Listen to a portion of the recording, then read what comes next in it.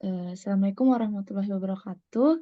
Jadi kami dari kelompok 3 ingin membahas tentang tugas besar komunikasi akses wireless 2023, perancangan jaringan sistem komunikasi seluler 4G di Dago.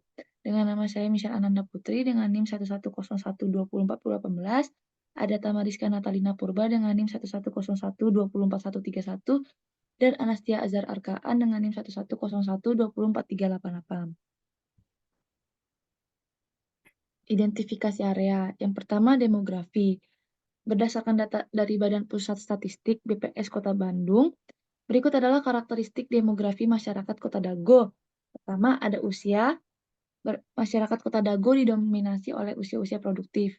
Jenis kelamin, masyarakat Kota Dago didominasi oleh laki-laki. Untuk agamanya, mayoritas masyarakat Kota Dago beragama Islam.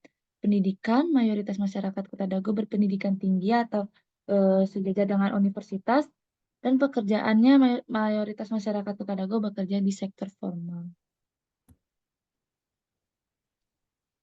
Yang kedua ada distribusi. Berdasarkan data dari Telkomsel, berikut adalah distribusi target market Telkomsel di Kota Dago berdasarkan teknologinya. Yang pertama ada teknologi 3G, distribusinya 20%, untuk 4G 70%, dan 5G 10%. Distribusi target market Telkomsel di Kota Dago menunjukkan bahwa mayoritas masyarakat Kota Dago menggunakan teknologi 4G. Lanjut. Ketiga, analisis. Berdasarkan demografi dan distribusi target market Telkomsel di Kota Dago, bisa kami simpulkan bahwa target market Telkomsel di Kota Dago ini masyarakat dengan karakteristik usia produktif, laki-laki Islam, pendidikan tinggi, pekerjaan formal, dan menggunakan teknologi 4G. Masyarakat dengan karakteristik tersebut memiliki kebutuhan dan preferensi yang tinggi terhadap teknologi komunikasi dan internet. Lalu teknologi. Jaringan 5G merupakan generasi kelima dari teknologi seluler nirkabel yang menawarkan kecepatan unggah dan unduh yang lebih tinggi, koneksinya lebih konsisten, serta latensi yang rendah. Perbedaan antara 5G dan 4G terletak pada kecepatan di mana 5G dapat mencapai kecepatan unduh hingga 20 Gbps, 10 kali lebih rendah daripada 4G, dan mampu menampung sekitar 1 juta perangkat dalam radius 1 km persegi, lebih banyak 10 kali lipat daripada 4G. Lanjut. Karakteristik utama dari jaringan 4G. Kecepatan jaringan 4G dapat mencapai kecepatan unduh hingga 20 Gbps, yang 10 kali lebih cepat dibandingkan dengan 4G yang mentok di 1 Gbps. Koneksinya, jaringan 5G menawarkan koneksi yang lebih luas dan konsisten. Untuk latensinya, jaringan 5G memiliki latensi yang lebih rendah, sekitar 1 meter per sekon, yang 10 kali lebih rendah dibandingkan 4G. Bandwidth jaringan 5G dapat berjalan pada rentang bandwidth yang lebih luas dengan memperluas sumber daya spektrum radio dari sub 3 GHz yang digunakan dalam 4G hingga 100 GHz dan seterusnya. Kecerdasan perangkat jaringan 5G mampu membedakan perangkat tetap atau fixed dan mobile dengan menggunakan teknologi radio kognitif yang dapat mengidentifikasi tiap perangkat. Lalu ada kelebihan dan kekurangan dari jaringan 5G sendiri. Kelebihannya yang pertama ada kecepatan tinggi, lalu latensi rendah, kapasitas lebih besar, dan efisiensi energi yang lebih baik. Kekurangannya, frekuensi radio yang penuh, keamanan dan privasi, daya tembus yang minim. Pengumpulan data statistik. Berdasarkan hasil pengumpulan data statistik di Kota Dago dari tahun 2020 sampai 2023, dapat disimpulkan bahwa Kota Dago telah mengalami perkembangan yang pesat. Hal ini terlihat dari peningkatan jumlah penduduk, pendapatan, dan tingkat pendidikan. Jumlah penduduk Kota Dago sekitar 34.295 jiwa. Peningkatan jumlah penduduk ini disebabkan oleh adanya pertumbuhan alami dan migrasi. Pendapatan rata-rata penduduk meningkat dari 5 juta per bulan menjadi 7 juta per bulan. Peningkatan pendapatan ini disebabkan oleh pertumbuhan ekonomi dan peningkatan kualitas pendidikan. Tingkat pendidikan penduduk Kota Dago meningkat dari 70% lulusan SMA menjadi 80% lulusan SMA. Peningkatan tingkat pendidikan ini disebabkan oleh peningkatan akses pendidikan dan kesadaran masyarakat akan pentingnya pendidikan. Data-data tersebut dapat digunakan untuk berbagai tujuan, antara lain yang pertama, pemetaan kondisi sosial ekonomi masyarakat Kota Dago, dua, pengembangan kebijakan pembangunan di Kota Dago, dan tiga, peningkatan pelayanan publik di Kota Dago. Pengumpulan data statistik. Dengan adanya data statistik yang akurat, pemerintah dan masyarakat dapat bekerja sama untuk mewujudkan kota Dago yang lebih maju dan sejahtera. Beberapa rekomendasi yang dapat diberikan, yang pertama adalah pemerintah perlu meningkatkan akses pendidikan dan pelatihan kerja untuk meningkatkan kualitas sumber daya manusia di kota Dago. Lalu, pemerintah perlu mengembangkan sektor-sektor ekonomi yang memiliki potensi untuk meningkatkan kesejahteraan masyarakat di kota Dago. Dan pemerintah perlu meningkatkan pelayanan publik di kota Dago seperti transportasi, kesehatan, dan keamanan. Demand and Traffic Forecasting. Berdasarkan data dari Telkomsel, permintaan dan lalu lintas jaringan 4G dan 5G di Dago, Bandung diperkirakan akan meningkat secara signifikan dalam beberapa tahun ke depan. Hal ini disebabkan oleh beberapa faktor antara lain pengembangan teknologi, peningkatan jumlah penduduk dan wisatawan, dan perkembangan aplikasi dan layanan. Wilayah perancangan dari Kota Dago dapat merujuk pada beberapa lokasi di Kota Bandung seperti Kelurahan Dago, Kampung Kreatif Dago Pojok, atau Pasar Simpang Dago. Selain itu, terdapat juga proyek penataan wilayah di Kelurahan Dago yang telah disiapkan oleh pemerintah Kota Bandung. Luas dari wilayah Kelurahan Dago, Kecamatan Coblong sekitar 2,57 km persegi. Capacity planning. Capacity planning adalah langkah yang diambil untuk menetapkan seberapa besar produksi yang diperlukan oleh suatu organisasi guna memenuhi permintaan produk yang terus berkembang.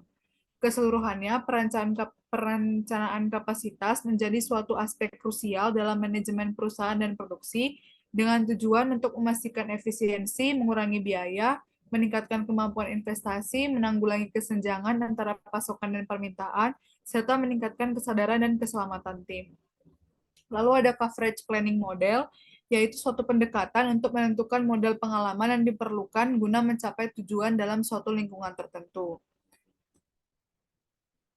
Selanjutnya, Baik, untuk selanjutnya itu untuk optimasi dan dimensioning jaringan 4G di daerah Dago, ini bisa dilihat untuk tampilan atol untuk RSRP, yang dimana di sini kita menggunakan jumlah site itu sebanyak 2 buah yang kami ambil dari perhitungan capacity planning di bagian downlink. Nah, bisa dilihat juga untuk daerah merahnya itu lebih mendominasi di antara daerah lainnya, yang dimana untuk daerah merah ini bisa dibilang daerah yang baik karena mendekati si site-nya tersebut. Untuk daerah biru itu bisa dibilang daerah yang jauh dari jarak dari site-nya. Lanjut.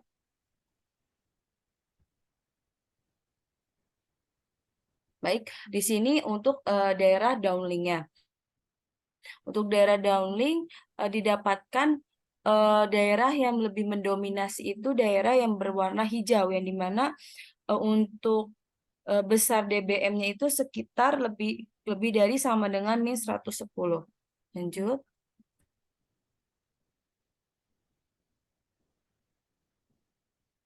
Oke, untuk daerah uplink itu lebih dominasi lagi. Sebelumnya itu untuk downlink itu masih ada yang daerah yang berwarna merah ataupun orange ya. Kalau untuk di daerah uplink ini dia lebih mendominasi lagi daerah yang berwarna hijaunya, walaupun emang daerah warna hijau itu bisa dikatakan masih dikatakan bagus, tetapi lebih baik warna merah ataupun orange. Dan di sini dia mendominasi berwarna hijau, dan untuk warna orange itu lebih sedikit. Lanjut. Nah, untuk throughput downlink ini sama seperti RRSP. Di sini dia lebih dinominasi oleh daerah yang berwarna orange sekitar lebih dari sama dengan min 95, itu masih dikatakan bagus karena dia masih mendekati si site-nya itu. Lanjut. Oke. Nah, untuk throughput uplink, nah ini lebih didominasi oleh daerah yang berwarna biru, yang dimana daerah biru itu bisa dibilang jaringannya itu jauh dari site, yang bisa dibilang untuk jaraknya itu level DL-nya itu lebih dari sama dengan min 140. Udah.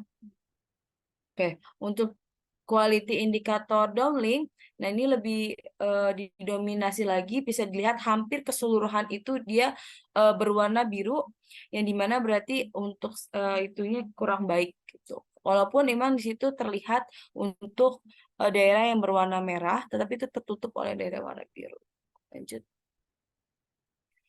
untuk quality indikator uplink. Nah, untuk quality indikator bisa dibilang itu didominasi oleh daerah yang berwarna biru, yang dimana untuk level DL-nya itu sebesar kurang lebih sama dengan min 140. Oke, lanjut. Baik, di sini itu untuk show histogramnya sebenarnya sama saja seperti tampilan sebelumnya. Kalau tampilan sebelumnya kan itu berupa peta dari si dago tersebut. Nah, kenapa untuk site itu hanya 2 saja? Karena melihat juga daerah dago itu tidak terlalu besar, sekitar 2,57 km persegi.